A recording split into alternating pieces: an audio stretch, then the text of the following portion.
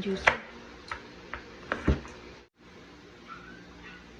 Tara, magluto tayo ng barbecue pork ribs. Gagawa muna tayo ng ating dry rub. Lagyan lang tayo ng salt, dried oregano, dried thyme, turmeric, Cajun seasoning, cayenne pepper, Spanish paprika,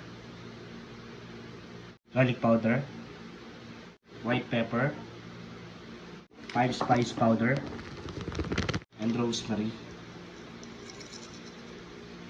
white pepper. Yun yung sa mix. Ayan, haluin lang natin. Ito yung rub natin sa ating pork ribs. Itong spices na to. Season na natin yung ating pork ribs. Lagyan lang natin yung dry rub na ginawa natin. Make sure lahat ng part ng ating pork ribs at malagyan natin ng dry rub. Ayan magpapalasa sa ating pork ribs. Na-season na natin yung ating pork ribs. Then set aside muna natin. Yung iba naman ang i-dry rub natin.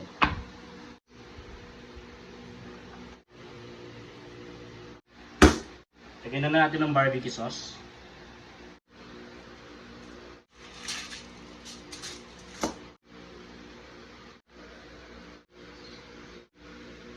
Add lang natin yung ating cracked pepper. So magbibigay rin siya ng extra flavor sa ating pork ribs. So after natin malagay yung rub, may lagay na rin natin yung ating barbecue sauce. Ilagay natin ng cracked pepper. Then ibalot na natin yung ating pork ribs.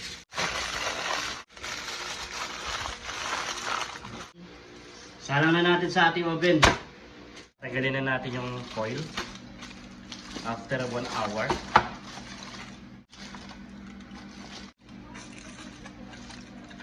Suko-suko pa.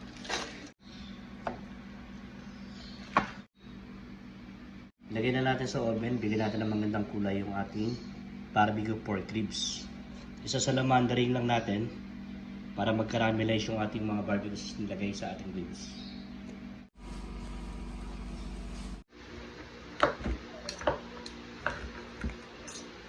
Ang juicy.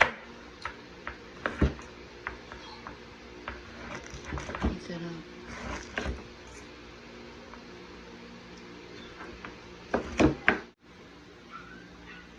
First bite?